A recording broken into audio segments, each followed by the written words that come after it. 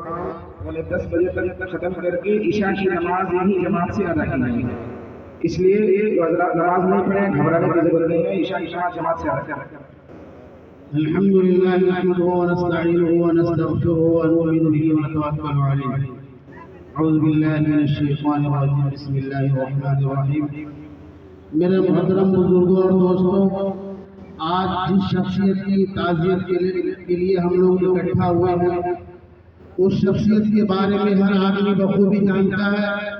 وہ شخصیت حضرت مولانا محمد اقبال قاسمی رحمۃ اللہ علیہ، جنہوں نے اپنی پوری زندگی اس مدرسہ تعلیم العلوم کے لیے کھپا دی اور اس عمر میں بھی اپنی صحت کا بے پرواہ کیے بغیر سفر در سفر کرتے رہے، صرف مدرسے کی تعمیر و ترقی کے لیے کوشاں رہتے تھے. ابھی 10 رمضان مبارک کو حضرت نے فون کیا، رسول اللہ کہاں ہو؟ میں نے کہا حضرت لکھنؤ میں ہوں. کہا کیا کر رہے ہو؟ میں نے کہا چندہ کے لیے آیا ہوں. حضرت نے کہا میں ابھی چندے میں نکلا ہوں اور الحمدللہ اب تک میں 5 لاکھ روپیہ کر لیا. ہم لوگ اس عمر میں بھی چندہ کرنے کے لیے جاتے ہیں تو کتراتے ہیں، لیکن مولانا اس پرانی سالی کی عمر میں بھی جس طرح جفاکشی اور محنت کرتے تھے، یہ ہمارے لیے ایک سبب ہے. اور جس طرح مولانا نے اپنی پوری زندگی اس مدرسے کے لیے قربان کر دی، ہماری بھی اخلاقی ذمہ داری بنتی ہے کہ مولانا کا جو مشن تھا اس مشن کے ساتھ ہم تمام ان کے شاگرد اور خاص طور سے لکھنؤ پور کے عوام مکمل طور پر اس مدرسے کے ساتھ جڑے اور جو مولانا کا مشن تھا اس مشن کو آگے بڑھائے. خدا نخواستہ ایسا نہ ہو کہ جس مشن کو لے کے مولانا نے 55 سالہ اپنی زندگی یہاں گزار دی، اس مشن میں کمزوری آ جائے تو مولانا کی روح کو تکلیف پہنچے گی. اور اسی طرح میں ایک گزارش خاص طور سے لکشمی پور والوں کے لیے کرنا چاہتا ہوں کہ جس طرح حضرت مولانا نے اس مدرسے کے لیے اپنے گھر کی جائیداد کو بیچ کر لکشمی پور گاؤں میں اپنا سکونت اختیار کیا، تو یہ ان کے جانے کے بعد ہم تمام لکشمی پور والوں کی ذمہ داری بنتی ہے کہ ان کے گھر والوں کے ساتھ، ان کے اولادوں کے ساتھ وہی رویہ اپنایا جائے جو مولانا کی زندگی میں اپنایا گیا تھا. کہیں ایسا نہ ہو کہ مولانا کے بچے یہ کہنے پہ مجبور ہو گئے کہ ہمارے والد نے بہت بڑی غلطی کی جو اپنے گھر کی آبائی زمین کو بیچ کر لکشمی پور میں گھر بنا دیا.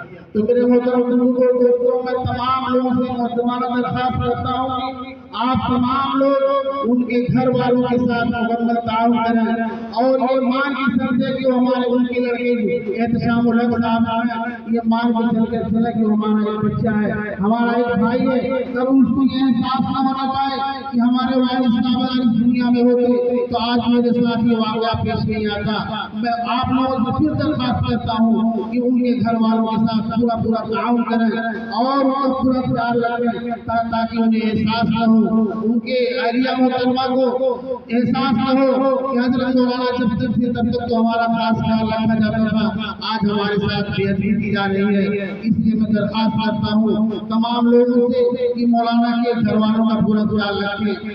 اور 1994 میں درجہ حفظ میں داخلہ لیا تھا. میں کو کہ مولانا کے پاس علم حاصل نہیں کیا، قاری عبدالغفار صاحب کے پاس میں نے حفظ مکمل کیا، لیکن مولانا کا رویہ مشفقانہ رویہ جو ہمارے ہم طلبہ کے ساتھ تھا اس کو میں بیان نہیں کر سکتا.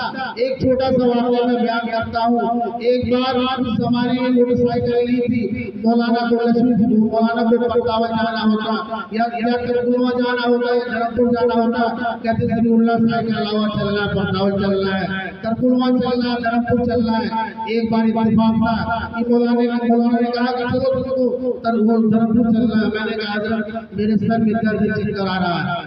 مولانا نے کہا اچھا ٹھیک ہے کپڑا پہن کے آؤ.